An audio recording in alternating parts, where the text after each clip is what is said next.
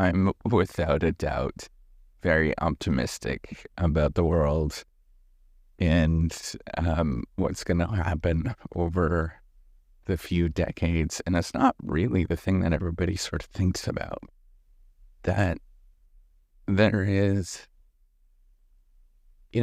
people sort of want to think that there is individuals that are telling us the right story at this moment.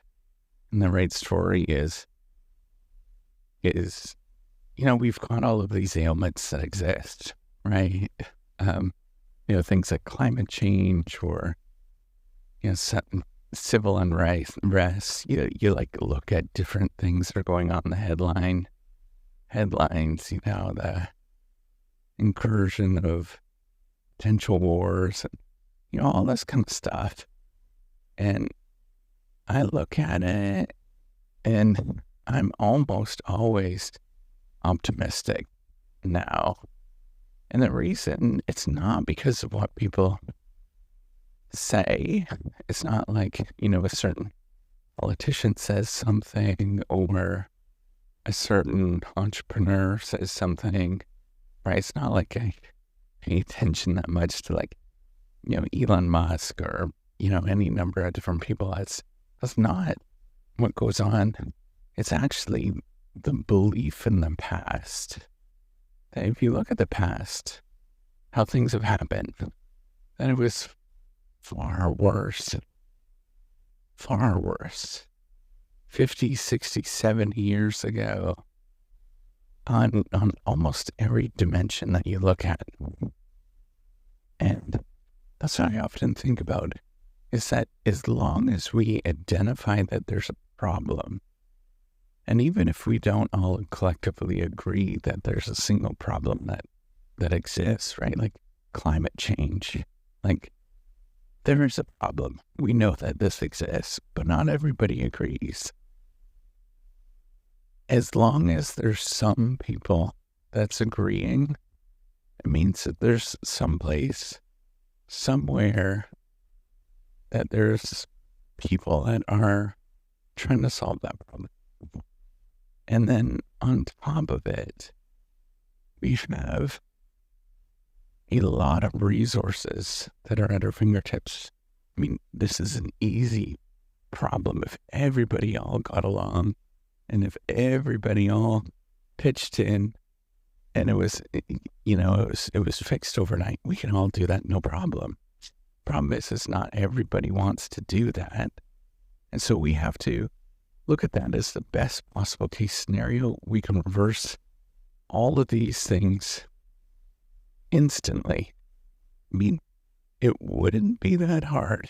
That if everybody agreed everywhere, then it would all work out.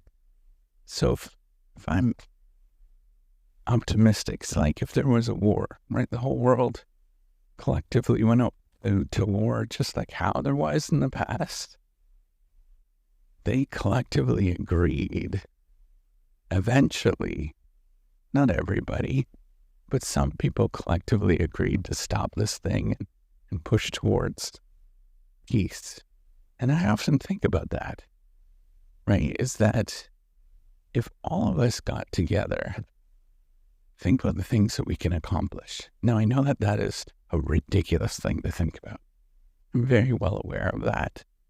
But that means, at the bare minimum, that is a constraint. That's an upper bound. And so what does that mean? Right? That means we can be very optimistic. It means that we can, we can look at the world and say, hey, you know what? Things are going to be not so bad in the future. Now, here's the other thing that I think about, is that my ability to predict the future is horrible. Usually, almost always, I'm overtly pessimistic. And this goes for everybody. And the reason is that things work on exponential scales.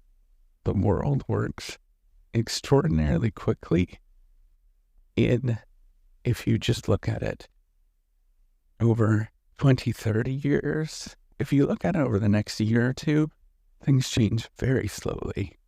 But if you look at it in 30, 40, 50, 60 years, things change extraordinarily quickly and dramatically.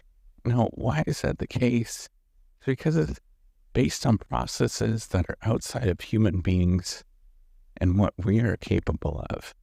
And they're based on things not like on leadership and, individuals doing the right thing. They're based on things that are often outside of our control. Things like technology. Despite the fact that we can mold and control these things, technology works in an open system. And open systems have this tendency that you can't really stop them. You can mold them, but you can't really stop it because there's always somebody else around the corner that's willing to work on it. So we have things like that are making a massive impact on our lives that we can't quite control very well. And I just often think about if I was to stop at any given stage, so if it was 1970, make a prediction for 30 years, 1950, make a prediction for 30 years, I would be wildly out in a lot of those predictions. Now, if you go 50 years, it's almost like a completely different world. I think about when I'm 80 or 90, it's such a completely different world. Now, there's lots and lots of problems to solve, lots of issues that are going on, you name it, one particular area. That means that there's opportunities. That means that there's always something that somebody can work on and make a little dent. So I'm always optimistic. If we train people and if we tell people, well, these are not problems, these are opportunities to make an impact. And what do, right? Like, I think a lot of people get overwhelmed with the whole great big world. And, well, you make your small little impact yourself, right? And if there is somebody really wants to make that change, then you make that change. You look at it and you say, well, I'm going to become a community entrepreneur. I'm going to dedicate my time to fixing this particular problem. Maybe there's lots of trash around. I'm going to start a little company. By the way, that's how all of this starts. This stuff starts. You name it. Everything around the world starts that way. It's just somebody looking at it saying, I don't want to deal with this anymore. I'm going to try to fix this thing.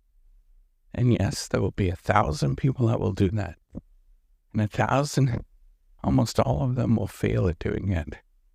But there'll be one that will actually do it and make a difference and change the world. And I want you to think about that as,